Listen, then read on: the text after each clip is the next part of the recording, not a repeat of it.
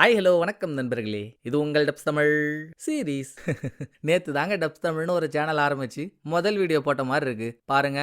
5 வருஷம் கடந்து 2வதா ஒரு சேனல் ஆரம்பிச்சு அதுலயே முதல் வீடியோ போட்டுட்டோம். தேவயானி படத்துல சூரியவம்ஸ் சி சி சி சி சி. அதான் சூரியவம்ச படத்துல தேவயானி சொல்ற மாதிரி காலம் எவ்வளவு வேகமா சுத்துது பாத்தீங்களா. சரி விடுங்க, ஆரம்பிச்சிட்டோம். இன்னைக்கு நம்ம பார்க்க போற சீரீஸை பத்தி பேசுவோமா? அதுக்கு முன்னால நம்ம டப்ஸ் தமிழ் மூவி சேனலோட லிங்க் அதுதான் ஆரம்பம். அதை வச்சுதான் இதெல்லாம். லிங்கை கீழே டிஸ்கிரிப்ஷன்ல கொடுத்துருக்கேன். ஃபாலோ பண்ணாதவங்க ஃபாலோ பண்ணிக்கோங்க. இந்த சேனலையும் சப்ஸ்கிரைப் பண்ணிட்டு வீடியோ பார்த்தீங்கன்னா சேமமா இருக்கும். அப்புறம் என்னதான் எனக்கு உயிர் கொடுத்தது தமிழ் மண்ணா இருந்தாலும் ஊட்டி வளர்த்தது கொரியன் தாங்க. நம்ம ஆளுங்க எல்லாருக்கும் தெரியும். அந்த சேனல் ஆரம்பிச்சு கொரியன் படமா போட்டு போட்டு அது உங்களுக்கு பிடிச்சி நீங்க பார்த்ததுனால மட்டும்தான் ஏதோ சேனல் ஒரு இடத்துல வந்து நின்னுச்சு. அப்படி இருக்கப்போ புதுசா ஒரு தொடக்கம் வரும்போது சென்டிமெண்டா கொரியன் சீரிஸ் ஒன்று போட்டா தானே நல்லா இருக்கும். அதுலயும் தரமான சீரியஸா இருக்கணும். ஸோ உங்கள நிறைய பேர் பார்த்திருந்தாலும் பரவாயில்ல, திரும்ப திரும்ப பார்க்க தோன்ற மாதிரியான ஒரு சீரியஸை எடுத்துட்டு வரணும்னு நினைச்சு இப்போ நான் எடுத்துட்டு வந்திருக்கிறது தான் 2021 ரிலீஸ் ஆன மவுஸ்ன்ற ஒரு கொரியன் டிடெக்டிவ் சீரியஸ். தக்காளி தாறுமாறான ஒரு சீரியஸுங்க.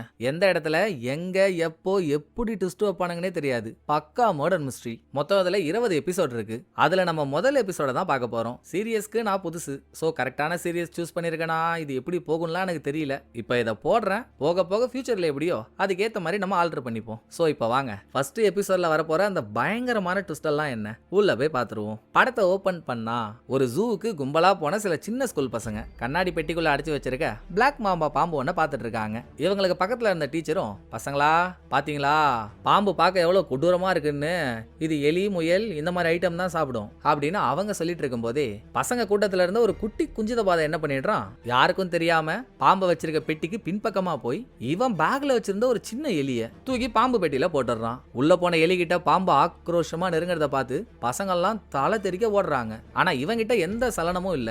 ஆணி அடிச்ச மாதிரி அங்கேயே நிக்கிறான். உள்ள தூக்கி போட்ட எலியும் அவ்வளோ சீக்கிரம் பாம்பு கிட்ட மாட்டிக்கிட்டு சாகல. என்ன மாசா சண்டை போடுதுன்றீங்க? சோ குட்டி எலி பெரிய பாம்பை நோக்கி ஒரு ஜம்ப் பண்ணும்போது இங்க சீரியஸோட தலைப்பை போட அப்படியே இங்க இருந்து 5 வருஷம் கழிச்சு வந்தா நம்ம ஜூல பார்த்தால ஒரு குட்டி பையன். அவன் வளர்ந்துட்டான், ஆனா ஆள் பார்க்க டல்லா இருக்கான். தன்னை தனிமையில ஒரு சர்ச்சுக்கு போய் ஏன் எல்லாரும் என்ன பார்க்க வித்தியாசமான ஆள் மாதிரியே இருக்குன்னு சொல்றாங்க, நீ என்ன வித்தியாசமா தான் படிச்சியா, அப்போ உனக்கும் நான் பார்க்க வித்தியாசமா தான் இருக்கனா, சொல்லு கடவுளே அப்படின்னு கடவுள்கிட்ட முறையிட்டு இருக்க. மறுபடியும் இங்க சீனை கட் பண்ணி 10 வருஷத்துக்கு முன்னால போறாங்க. நைட்டு நேரம் கண்ணை மறைக்கிற அளவுக்கு பனி பெய்யுது. அதுல ஒரு வயசு பொண்ணு வீட்டுக்கு போறதுக்கு டாக்ஸில வந்து இறங்குறா. பனி ஓவரா பெய்யுது இல்ல, சோ டாக்ஸியால வீட்டு வாசல் வரைக்கும் போக முடியல. வீட்டுக்கு கொஞ்சம் முன்னாலே இறக்கி விட்டு போயிட்டாங்க. கரெக்டா பொண்ணு இறங்கின இடத்துல ஒரு ரூபா காயின் போன் இருக்கு. வயசு பொண்ணு அதுல இருந்து வீட்டுக்கு போன் போட்டு தான் தங்கச்சி கிட்ட பேசுறா, பனி செம்மையா பெய்யுதுரி, அதான் அம்மா கொடை எடுத்துட்டு வருவாங்கன்னு பார்த்தேன், தூங்கிட்டாங்களா, சரி உனக்கும் எக்ஸாம் இருக்கு, நீ ஏன் இந்த டைம்ல வெளியே வர, நீ படி நானே வந்துடுறேன் அப்படின்னு பேசிட்டு இவ கிளம்புறப்போ அந்த இடத்துக்கு அழுதுகிட்டே வந்த ஒரு சின்ன பொண்ணு, ஆண்டி எங்க அப்பா ஓட்டிட்டு வந்த காரு மரத்துல குத்தி ஆக்சிடென்ட் ஆயிடுச்சு ஆண்டி, எங்க அப்பா எழுந்திருக்கவே மாட்டாரு, என்ன ஆச்சுன்னே தெரியல, கொஞ்சம் வந்து என்னன்னு பாருங்களேன் அப்படின்னு அழுதுகிட்டே பேசினதும், வாமா போய் என்னன்னு பாப்போம் அப்படின்னு வயசு பொண்ணு சின்ன பொண்ணை கூட்டிக்கிட்டு காருக்கு பக்கத்துல போய் பாவமா இருக்கேன்னு உள்ள மயக்கத்துல இருக்க ஆள் எழுப்புனா அங்க வயசு பொண்ணு எதிர்பார்க்காத ஒண்ணு நடக்குது. மயக்கமா இருந்தவன் சடார்னு எழுந்திருச்சு வயசு பொண்ணை வகுந்து எடுக்கிறான். இவளை கூட்டிட்டு வந்ததே சின்ன பொண்ணு தானே, அவளும் அங்கேயே தான் இருக்கா. நடக்கிறத பார்த்துட்டு காதை பொத்திட்டு கீழே உட்காந்தவ, ஆண்டவா அந்த பொண்ணு சாகாம மட்டும் பாத்துக்கோ அப்படின்னு அழுதுகிட்டே வேண்டிட்டு இருக்க. அப்படியே அடுத்த சீன்ல எங்க கார்ல உட்காந்துருந்த ஆள் கிட்ட வயசு பொண்ணு மாட்டினால, ஒரு வாரம் கழிச்சு அவளோட டெட் பாடி கடல்ல மிதந்துட்டு இருக்கு. அதுவும் எப்படின்றீங்க, பாடியில தலையே இல்ல. பாடியில இருக்க அடையாளங்களை வச்சுதான் அது ஒரு வாரத்துக்கு முன்னால காணாம போன பொண்ணுனே கண்டுபிடிக்கிறாங்க. இதுல இன்னொரு பெரிய பெரிய பெரிய பெரிய விஷயம் என்னன்னா, இது இந்த ஊர்ல முதல்ல நடக்கிற கொலை இல்ல, இதுக்கு முன்னால இப்ப இந்த பொண்ணையும் சேர்த்து 18 கொலை நடந்திருக்கு. எல்லாமே ஒரே பேட்டர்ன்ல. சோ அப்ப எல்லா கொலையையும் பண்ணது ஒரே ஆள் தானே அப்படின்னா அவன் சீரியல் கில்லர். அவன் கொலை பண்ற விக்டிம்ஸோட தலையை தனியா வெட்டி பாடி மட்டும் தான் கிடைக்கிற மாதிரி செய்யறான். தலையை எங்க போடுறானே தெரியல. 18 பேர்ல ஒரு ஆளோட தலை கூட கிடைக்கல. அப்புறம் கொலை பண்றவங்களோட உடம்புல காயத்தை ஏற்படுத்தி ஒரு மாதிரி மார்க் போடுறான். இதை வச்சுதான் ஒரே ஆள் தான் எல்லா கொலையையும் பண்றான்றதே கண்டுபிடிக்கிறாங்க. இப்படி கில்லர் நாளுக்கு நாள் கொலை பண்ணிக்கிட்டே இருக்கான். அவனை பத்தின எந்த க்ளூவும் இல்ல. நாட்டுல சட்ட ஒழுங்கு பாதிக்கப்படுது. மக்கள்லாம் வெளியே வரவே பயப்படுறாங்க. இப்படியே போச்சுன்னா ஆட்சியவே கலைக்க வேண்டியதுதான். சோ நாட்டோட பிரசிடென்ட் அவசர கூட்டம் ஒண்ணு கூட்டி, டே இன்னாதாண்டா புடிங்கிட்டு இருக்கீங்க, அந்த தலைவெட்டி தருதல கொலை மேல கொலையா பண்றான், அவனை பிடிக்கிற ஐடியா இருக்கா இல்லையா உங்களுக்கு, என்ன பண்ணுவீங்களோ தெரியாது, அடுத்த கொலை நடக்கிறதுக்குள்ள அவனை பிடிக்கிறீங்க, இல்லனா எல்லாம் வேலையை விட்டு போங்கடா டே அப்படின்னு பிரசிடென்ட் விசாரணையோட வேகத்தை முடிக்கி விட. அப்படியே அடுத்த சீன்ல யூகேல டாக்டரா இருக்க ஒரு ஆளை காட்டுறாங்க.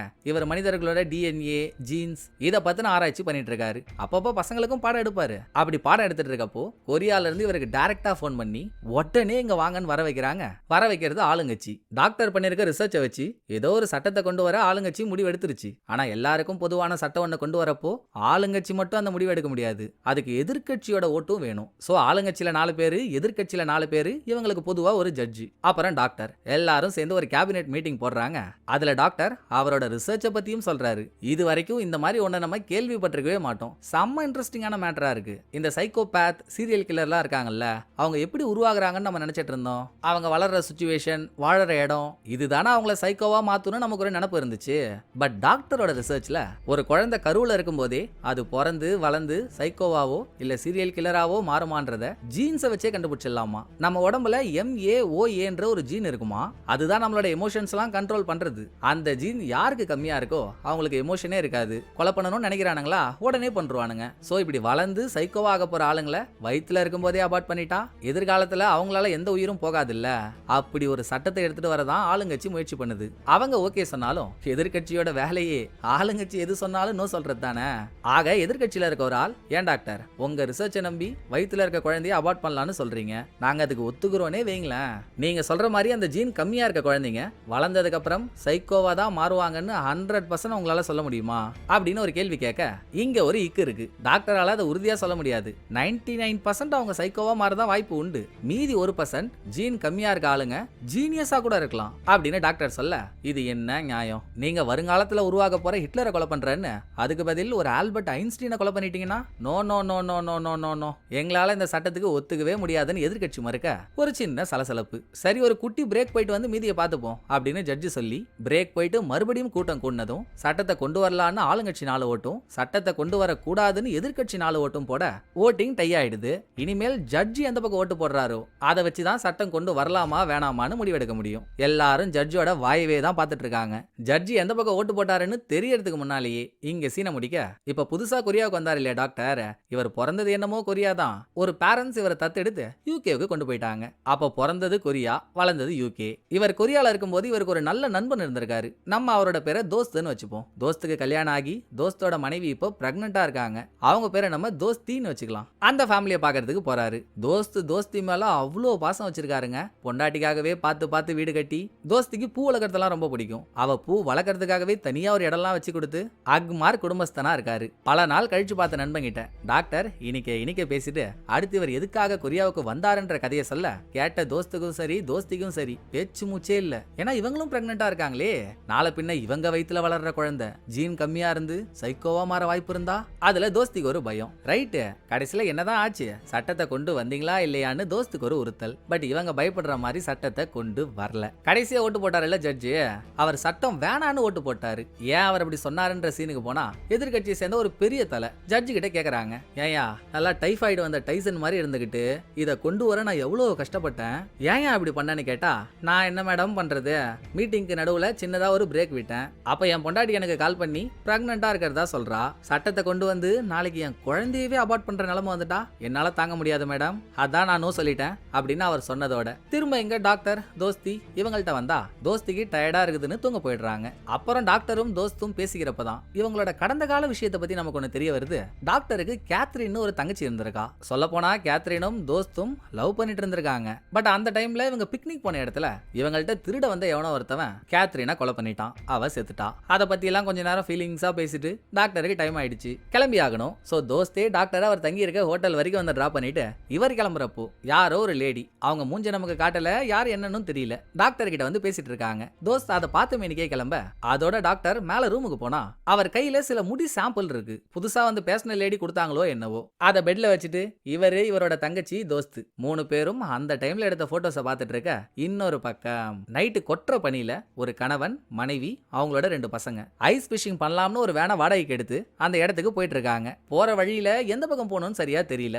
அப்போன்னு பார்த்து இவங்களுக்கு முன்னால ஒரு கார் நின்னுட்டு இருக்க, கணவன் வேனை விட்டு இறங்கி காரங்கிட்ட போய் வழியெல்லாம் கேட்டுட்டு திரும்ப வந்து காரை எந்த வழியில போக சொன்னானோ அதே வழியில இவங்களும் போனா இவங்க போக வேண்டிய இடம் அங்கதான் இருக்கு. ஆனா ஓபன்ல இல்ல. போன் பண்ணி கேட்டா பனி ஓவரா பெய்யுது இல்லங்க, அதான் 2-3 நாள் க்ளோஸ் பண்ணி வச்சிருக்கோம், வேணா ஒரு நைட் அங்கேயே தங்கிக்கோங்க, மிச்சத்தை காலைல பேசிக்கலாம்னு அவங்க சொல்லவே, இதுல அம்மா வீட்டுக்கு போலான்னு சொன்னாலும் 2 பசங்கள்ல சின்ன பையன், அம்மா இவ்வளவு தூரம் வந்திருக்கோம்ல ஒரு நைட் இங்க ஜாலியா இருந்துட்டு போலாம் போலாமா அப்படின்னு அடம் பிடிச்சதுனால அன்னைக்கு நைட் ஃபேமிலி அங்க தங்குதுங்க. கணவன் பசங்களுக்கு சாப்பாடெல்லாம் சமைச்சு கொடுத்துட்டு மனைவி தண்ணி பிடிக்க போயிருக்கா கொஞ்சம் தூரம் தள்ளி.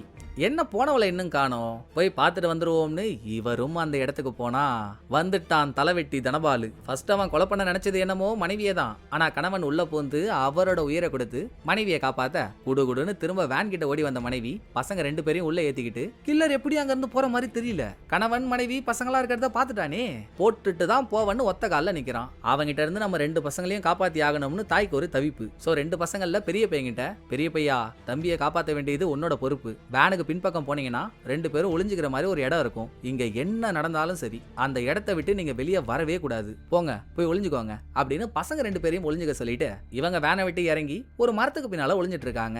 அங்க அப்பாவை போட்டு தள்ளின கில்லர் இங்க பஸ் கிட்ட வந்து பஸ் கண்ணாடியே உடைக்கிறான். உள்ள போயிட்டான்னா பசங்களுக்கு பரலோகம் தான். சோ வெளியே இருந்த அம்மா கில்லரை டைவர்ட் பண்ணி இவங்க உயிரை கொடுத்து பசங்களை காப்பாத்த ட்ரை பண்றாங்க. அப்ப உள்ள ஒளிஞ்சிட்டு இருந்தாங்கல்ல 2 பசங்க, அதுல சின்ன பையனுக்கு உள்ள இருக்க விருப்பம் இல்லாம கதவை திறந்துட்டு வெளியே வந்து கில்லர் கையால தான் அம்மா சாகிறத கண் கூட பாக்குறான். அதோடையாச்சு கில்லர் போனானான்னு பார்த்தா இல்ல. திரும்ப பசங்களை பார்க்க பஸ்ஸுக்கு தானே வருவான். தம்பியை காப்பாத்த வேண்டியது உன் பொறுப்புன்னு பெரிய பையன் கிட்ட சொல்லிட்டு வர போயிட்டாங்க.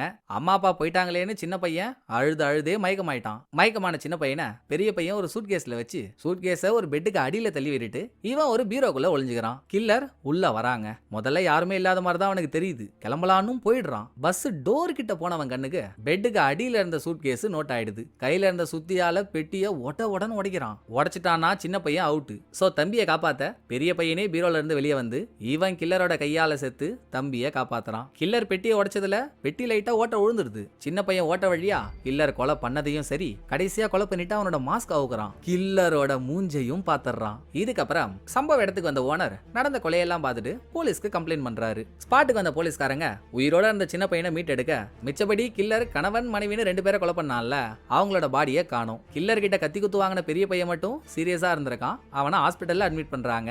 அங்க பதறி அடிச்சுட்டு ஒரு போலீஸ் ஓடி வராருங்க. இவரோட பொண்ணும் கில்லரால பாதிக்கப்பட்டிருக்கா. கடத்தப்பட்ட பொண்ணுக்கு இப்ப வரைக்கும் என்ன ஆச்சுன்னு இவருக்கு தெரியல. சோ எப்படியாவது பொண்ணை கடத்தின கில்லரை புடிச்சே ஆகணும், பொண்ணுக்கு என்ன ஆச்சுன்னு தெரிஞ்சுக்கிட்டே ஆகணும்னு இவருக்கு ஒரு வெறி. இப்போதைக்கு கில்லர் கிட்ட மாட்டி உயிரோட இருக்க ஒரே ஆள்னா சின்ன பையன் தான். கண் எதிரில ஃபேமிலி செத்ததை பார்த்ததுல, அதாவது கில்லர் ஃபேமிலியை கொலை பண்ணதை பார்த்ததுல பையன் செம்மையா பயந்து போயிருக்கான். அவங்கிட்ட போய் தம்பி நீ கில்லரோட மூஞ்ச பாத்தியா, கொஞ்சம் சொல்றா, என் பொண்ணையும் அவன் என்னமோ ஒன்னு பண்ணிட்டான்டா, அவனை புடிச்சாதான்டா என் பொண்ணுக்கு என்ன ஆச்சுன்னு தெரியும், ஆள் பார்க்க இப்படிரா இருந்தான் அப்படின்னு அந்த பையனை போட்டு பாடா படுத்த யோ நல்லா 1 வருஷம் ஒற்றைய ஒன்னா சேர்த்த மாதிரி ஒரு மண்டையை வச்சுக்கிட்டு அந்த பையனே பயந்து போயிருக்கான். அவனை ஏன் டார்ச்சர் பண்ற, வாயா போலாம் அப்படின்னு மீதி போலீஸ் எல்லாம் இவரை இழுத்துட்டு போயிட்டு இருக்கப்போ சின்ன பையன் கொடுத்தான் பாருங்க ஒரு ட்விஸ்ட். ஹாஸ்பிட்டல்ல ஏதோ ஒரு இடத்த பார்த்துட்டு இவன் தான் என் ஃபேமிலியை கொலை பண்ணது இவன் தான் அப்படின்னு கத்துறான். சிக்குனாண்டா சிலா கிட்டுமான்னு ஆங்கிரி போலீஸ் பையன் எந்த இடத்த காட்டினானோ அந்த இடத்தையே குறுகுறுன்னு பார்த்துட்டு இருக்க.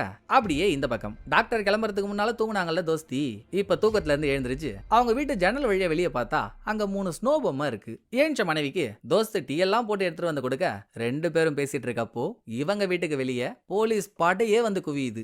என்ன ஏதுன்னு தோஸ்து கேட்க போனா அங்க ஒரு தும்சமான ட்விஸ்ட். கேள்வி கேட்க போன தோஸ்தையே ஆங்கிரி போலீஸ் அரெஸ்ட் பண்ணி நீ தாண்டா 18 பேரை கொலை பண்ணி அவங்களோட தலையை வெட்டின ஹெட் ஹண்டர் அப்படின்னு தோஸ்தியை அரெஸ்ட் பண்ண, நாங்க வளர்றீங்க நான் ஹெட் ஹண்டரா, நீங்க ஏதோ தப்பா புரிஞ்சிட்டு இருக்கீங்கன்னு நினைக்கிறேன், எனக்கும் அதுக்கும் எந்த சம்பந்தமும் இல்ல அப்படின்னு தோஸ்து சொன்னாலும் நம்ப ஆள் இல்ல.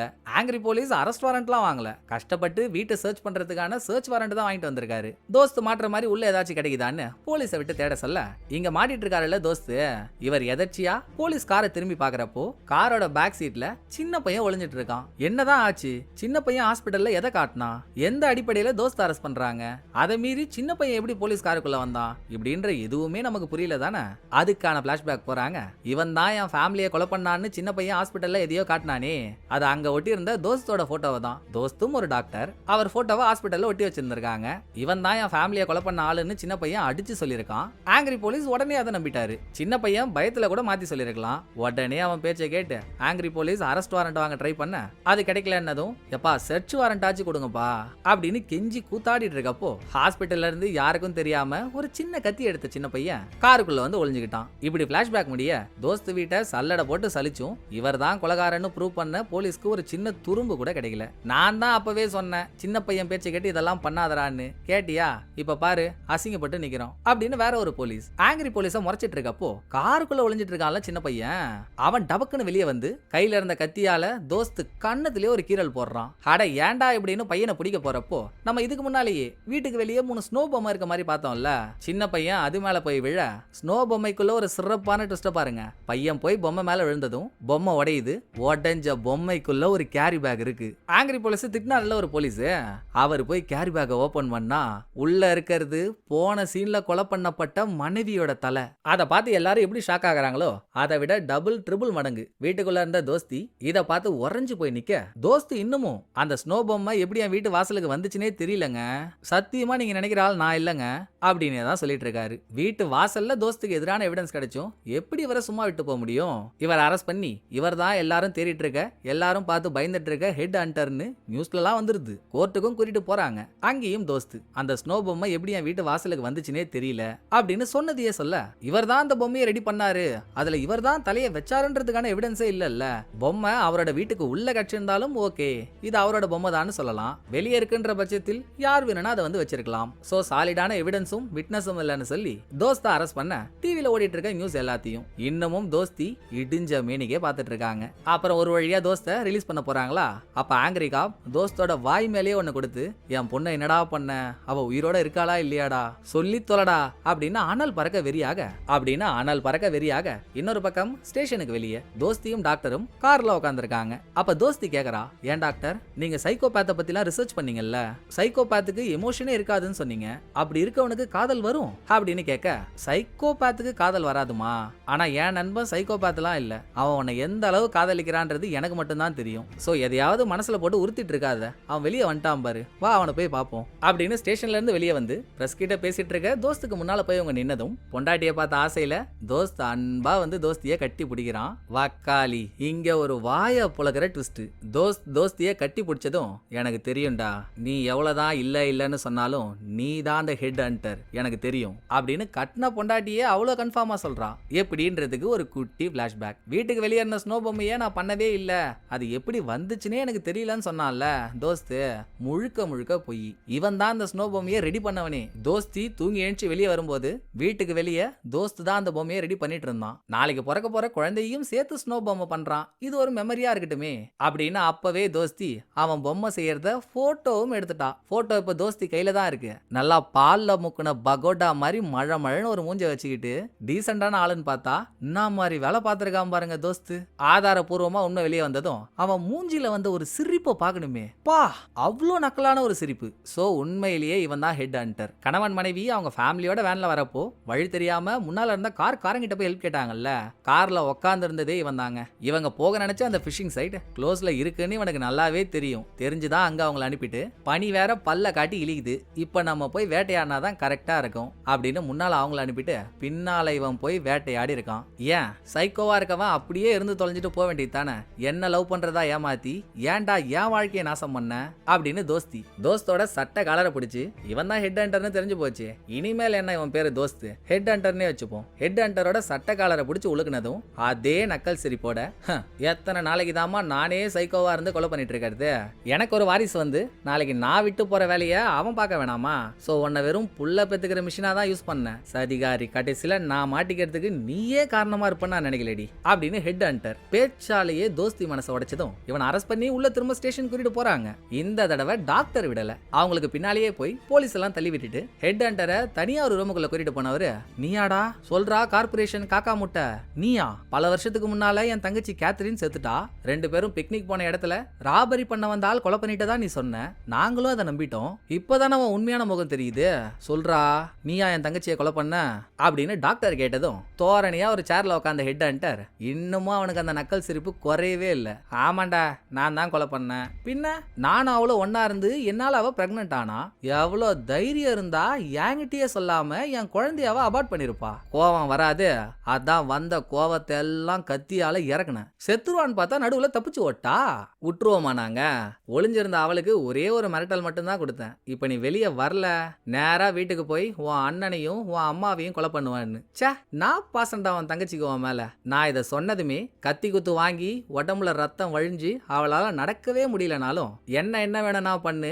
என் அண்ணனையும் அம்மாவையும் எதுவும் பண்ணிடாதன்னு தவழ்ந்துகிட்டே என்கிட்ட வந்தா, அப்ப கூடடா அவ என்கிட்ட கெஞ்சினப்ப நான் அவ கண்ணை பார்த்தேன் பாரு, என்ன கலர்ஃபுல்லா என்ன சந்தோஷம் ஆகுச்சு தெரியுமா, அப்படின்னு ஹெட் ஹண்டர் சைக்கோவோட ஒட்டுமொத்த உருவமா பேசிட்டு இருக்கான். இவன் உண்மையை சொன்னதுமே போலீஸ்காரங்க உள்ள வந்து ஹெட் ஹண்டரை அரெஸ்ட் பண்ணி கூட்டிட்டு போயிடுறாங்க. அரெஸ்ட் பண்ணப்பட்ட இவனுக்கு மரண தண்டனையும் கொடுத்தாச்சு. இத பார்த்து எல்லாரும் சந்தோஷப்பட்டாலும் ஒரே ஒரு உயிர் மட்டும் கண்ணீர் மல்க கதறுது. தோஸ்தி தான் ஏமாத்திட்டு போயிட்டானேன்ற விரக்தியில இருந்தவ நாளைக்கு அவனுக்கு பிறக்க போற குழந்தையும் சைக்கோவா இருந்துட்டா முடியாது. வயித்துல இருக்க குழந்தை சைக்கோவா இல்லையான்னு டெஸ்ட் பண்ணியே ஆகணும்னு டாக்டர் கிட்ட டெஸ்ட்டுக்கு கொடுத்துட்டா. திரும்ப அந்த ரிசல்ட் வாங்க போறப்போ டாக்டரோட ரூம்ல இருந்து வேற ஒரு லேடி வெளியே போறாங்க. அவங்கள பாத்துக்கிட்டே உள்ள போன தோஸ்தி கண்ணுல அப்படி ஒரு பயம். ரிசல்ட் என்னவா இருக்கும்னு படபடப்பான குரல்ல கேட்டதும் அங்க என்ன நடக்க கூடாதுன்னு தோஸ்தி நினைச்சாலோ அது தாங்க நடக்குது. இவ வயித்துல இருக்க குழந்தைக்கு அந்த HOMA ஜீன் கம்மியா இருக்கு. சோ பிறக்க போற குழந்தை சைக்கோவா மாற 99% வாய்ப்பு உண்டு. மீதி 1% ஜீனியஸா கூட மாறலாம். ஆனா அந்த 1% நம்ப முடியும்?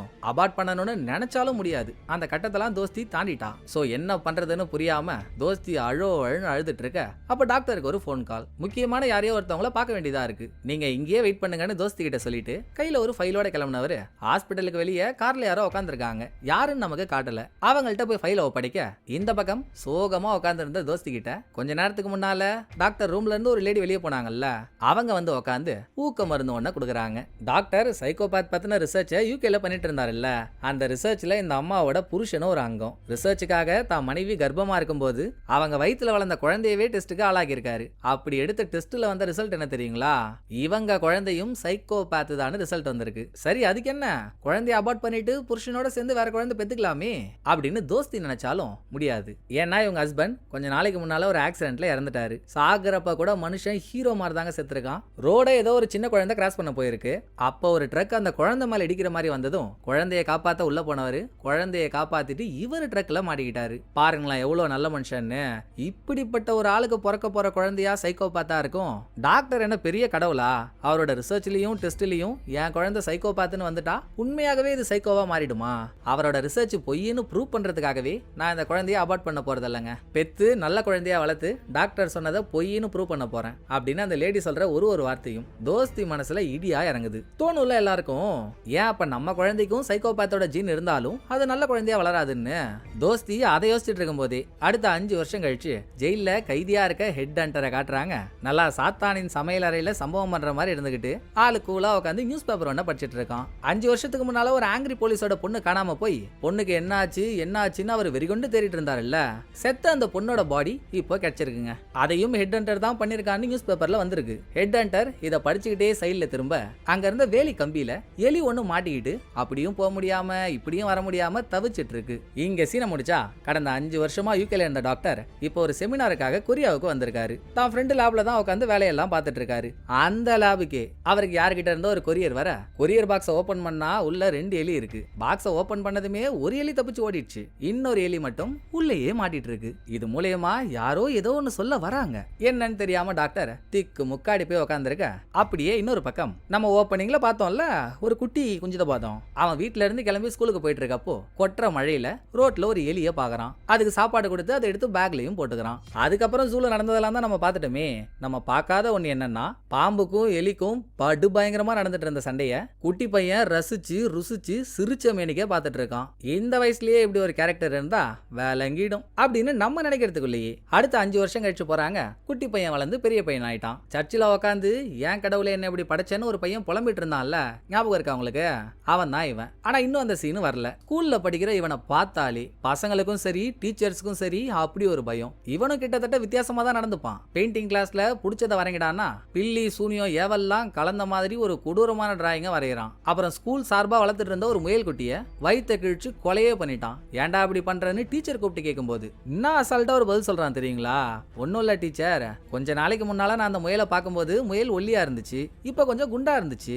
அதான் முயல் பிரெக்னண்டா இருக்கா இல்ல சதை போட்டிருக்கான்னு தெரிஞ்சுக்க வயிற்ற கட் பண்ண அப்படின்னு சொல்லிக்கிட்டே கையை ரத்தம் வர அளவுக்கு சொரிஞ்சுக்கிட்டே இருக்கான். ஏன் தம்பி எதுவும் சொரியாசிஸா அப்படின்னு டீச்சர் டவுட் ஆனா அதெல்லாம் இல்ல டீச்சர், என்ன யாராச்சும் வெறுப்பேத்துற மாதிரி கேள்வி கேட்டாலே எனக்கு பிடிக்காது. கிளாஸ் பசங்களாம் இப்படிதான் வெறுப்பேத்திக்கிட்டே இருப்பாங்க. அவங்கள ஏதாச்சும் பண்ணா பிரச்சனை ஆயிடுமேன்னு நானே என்ன ரத்தம் வர அளவுக்கு சொரிஞ்சுப்பேன். இப்ப நீங்க என்ன வெறுப்பேத்துற மாதிரி கேள்வி கேக்குறீங்களே, அதான் சொரிஞ்சிட்டு இருக்கேன் அப்படின்னு டீச்சருக்கே அவன் பக்கம் கிளப்புனதும் நான் உன்ன ஒண்ணுமே கேட்கலடா வெளியே போடா அப்படின்னு டீச்சர் அனுப்புறாங்க.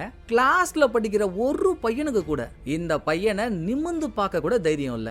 அப்படி மிரள்றானுங்க இவனை பார்த்தாலே. அதோட டீச்சர் அம்மா பையன்கிட்ட பேசினதோட மட்டும் சும்மா இல்ல, இவன் நடவடிக்கையே சரியில்லை, இத பேரண்ட்ஸ் கிட்ட சொன்னாதான் சரி வரும்னு பையனோட அப்பாவை ஸ்கூலுக்கு கூப்பிட்டு இவன் முயலோட வயித்தை கிழிச்சது, வரைஞ்ச டிராயிங் அதெல்லாம் அவர்கிட்ட காட்டி கோத்து விட்டுருது. அந்த ஆள் என்ன கோவத்துல இருந்தானோ எழவு. வீட்டுக்கு போற வழியில பையனை நடு தெருவுல நிறுத்தி, ஏண்டா உன்னால என் மான மரியாதைலாம் போதுறாங்க அப்பா அம்மாவனை என்ன சொல்லாருன்னு ஒண்ணு குடுத்துறான். கூடவே இவன் பொண்டாட்டிங்க போனை போட்டு, உன் புள்ள இன்னைக்கு ஸ்கூல்ல என்ன பண்ணி வச்சிருக்கான் தெரியுமா, சீக்கிரம் வீட்டுக்கு வாயேன், எல்லாத்தையும் சொல்றேன் அப்படின்னு பிரச்சனையை ஊதி ஊதி பெருசாகிறான். இதுக்கப்புறம் பையன் எப்பெல்லாம் அவன் அப்பாவை பாக்குறானோ அப்பெல்லாம் அவனோட கையை சொரிய ஆரம்பிக்கிறான். போச்சு, ஏதோ ஒரு பெரிய ஏழ்றைய கூட்ட போறான் அப்படின்னு நம்ம நினைச்ச அடுத்த சீன்லயே இவங்க வீட்டுல தொட்டியில மீனை வச்சு வளர்க்குறாங்க. கூடவே ஒரு நாயும் இருக்கு. இது ரெண்டுமே பையனோட அப்பாவுக்கு ரொம்ப பிடிச்ச ஒண்ணு. அப்பா மேல இருக்க கோவத்துல பையன் அது ரெண்டையும் போட்டு தள்ள முடிவெடுத்துறான். முதல்ல மீன் தொட்டியில அமோனியாவை ஊத்தி மீன் சோழிய முடிக்க போறப்போ வீட்டுல இவன் மட்டும் இல்லாம இன்னும் 2 பசங்க இருக்காங்க. ஒரு பையன் ஒரு பொண்ணுன்னு, 2 பேருமே சின்ன பசங்க. அதுல சின்ன பையன் வந்து சொல்றான்,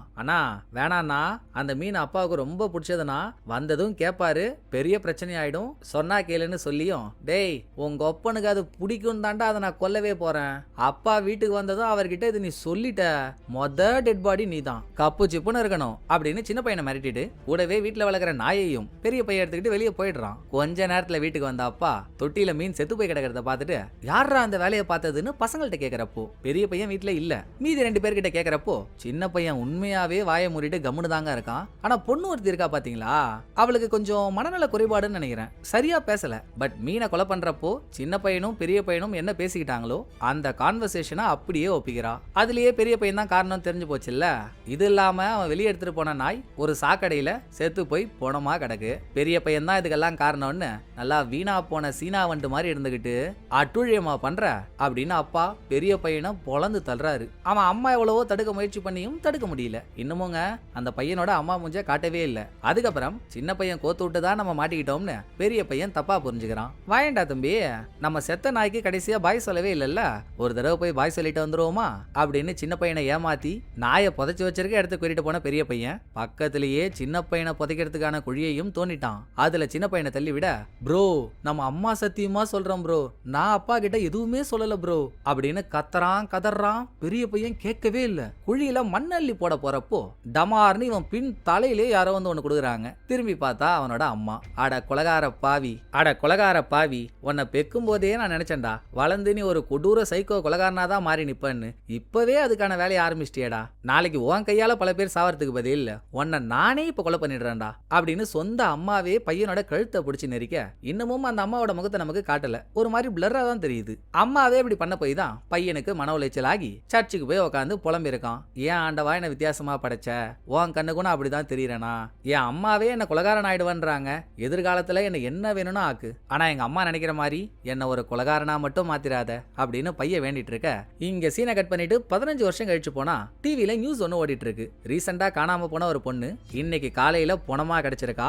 இதுக்கு முன்னாலேயே இதே மாதிரி பல கொலைகள் நடந்திருக்கு. சோ இந்த கொலைகள் எல்லாம் பண்ண சீரியல் கில்லரை பிடிக்க முடியாம போலீஸ்காரங்க திணறிக்கிட்டு இருக்காங்க அப்படின்ற நியூஸ் ஒரு பக்கம் ஓட, இன்னொரு பக்கம் இந்த கொலைகளை பண்ண சீரியல் கில்லர் அவன் கொலை பண்ண விக்டிம்ஸோட போட்டோவை வரிசையா செவுத்துல மாட்டுறான். அதே கில்லருக்கு முன்னால பாம்பு பெட்டிக்குள்ள எலிய தூக்கி போட்டான்ல சின்ன பையன், அவனோட போட்டோவும் இருக்கு. இதோட பேக்ரவுண்ட்ல நம்ம பார்த்த பையனோட வாய்ஸ் ஓவரும் ஓட, நான் கடவுள் கிட்ட அன்னைக்கு அவ்வளோ வேணாங்க என்ன கொலகாரனா மட்டும் மாத்திராதன்னு ஆண்டவன் என் பிரேயரை கேட்கல, கடைசியா நான் ஒரு கொலகாரனா மாறிட்டேன்னு சொன்னதும் 15 வருஷத்துக்கு முன்னால விட்ட கதைக்கு போனா எந்த பையன் என்ன கொலகாரனா மாத்திராதன்னு வேணானோ அதே பையன் அவனோட சொந்த குடும்பத்தையே கொலை பண்றான். முதல்ல அப்பாவை கத்தியால குத்தி போட்டு தள்ளிட்டான், அந்த ஆள் அவுட்டு. ரெண்டாவது மேல ஒளிஞ்சிட்டு இருக்க தம்பி தங்கச்சியை போட்டு தள்ளுறதுக்கு அப்பா நெஞ்சில சொருகிருந்த கத்தியை கையில எடுத்துக்கிட்டு மேல நடக்கும் போதே எபிசோடு முடியுது. பொதுவா இந்த சீரியஸ்ன்றதே ஃபிளைட் டேக் ஆஃப் ஆகிற மாதிரிங்க. எப்படி ஃபிளைட் கொஞ்சம் தூரம் தரையிலேயே டிராவல் பண்ணிட்டு அதுக்கப்புறம் மேல பறக்குமோ, சீரியஸும் 1-2 எபிசோட் போனதுக்கு அப்புறம் தான் கதைக்குள்ளேயே டிராவல் ஆகி பட்டையை கலப்போம். ஆனா இந்த சீரியஸை பாருங்க, முதல் எபிசோட்லயே வயலன்ஸ், ட்விஸ்ட், சஸ்பென்ஸ்னு அன்எக்ஸ்பெக்டடான விஷயங்கள் நிறைய நடந்துருச்சு. அப்ப அடுத்தடுத்த எபிசோட் எப்படி இருக்குன்னு யோசிச்சு பாருங்க.